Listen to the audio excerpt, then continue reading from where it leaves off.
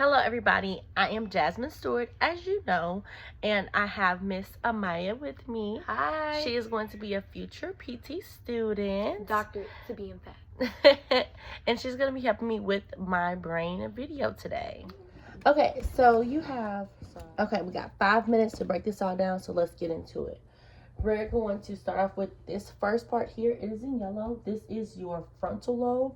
Your frontal lobe is responsible for memory, behavior, emotions, movement, and speech. Okay, that's in your frontal lobe. And then you have your octalobe. Your octalobe is responsible for solely your vision. So everything you see comes from your octalobe, which is located in the back. And then you have your temporal lobe. Your temporal lobe is responsible for hearing, learning, long-term memory, feelings, and understanding.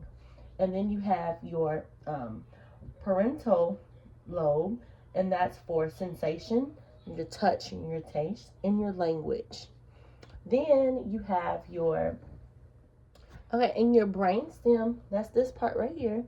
It connects your brain to your spinal cord, but this actually is part of your non-voluntary functions. This is what your body does without you telling it to do it, like breathing, your heart rate, your blood pressure, your temperature, your actual temperature, and digestion. Okay, so that's for this, and that's all inside of your brain stem.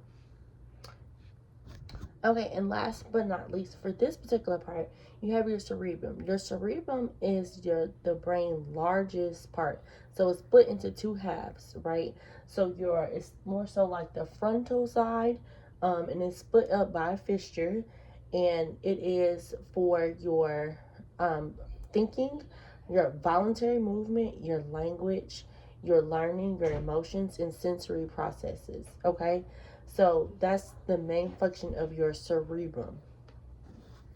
Okay, and deeper inside the brain, you have all of these. Okay, so I have the number 1 through 5. Number 1, which is right here, that is your amygdala. I'm sure I'm not saying it right, but that is for fear and anger.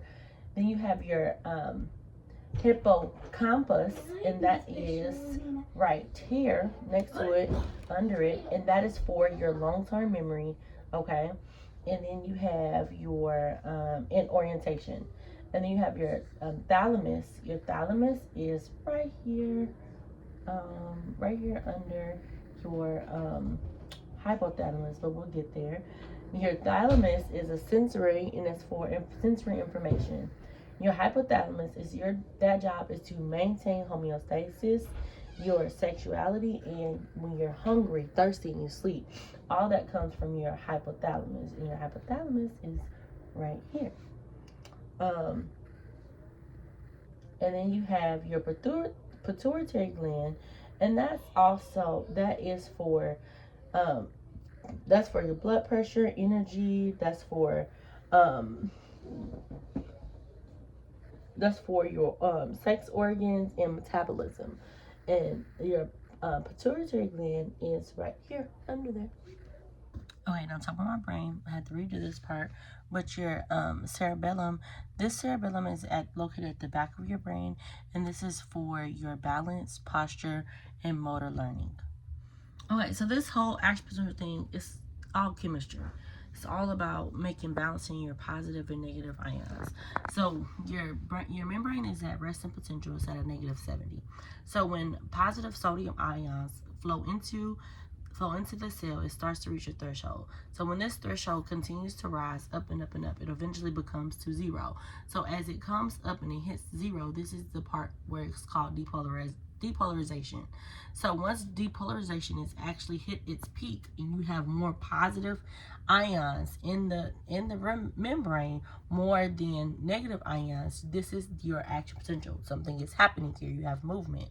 So eventually your cell will need to get back to its normal resting state at -70. So it's going to go down this threshold, go down the actual potential, and this is going to be called repolarization. So this is this is when your potassium channels, your potassium ions are starting to come back in and trickle out. Things are starting to balance back out. So you're going to have more potassium channels enter back into the cell to make your cell go back, try to get back down to its rest potential, or negative. So sometimes your body actually naturally misses this shot, and it actually makes a hyperpolarization, which causes the channels to kind of open back up. So this is how we have opening channels, and your action potential continues to take place, all happening because your membrane wants to remain at 70. It wants to remain at this negative 70 sweet spot. So in order to get there, it has to kind of do a check and balances with your sodium and potassium channels within inside the membrane, because those are positive and negative ions.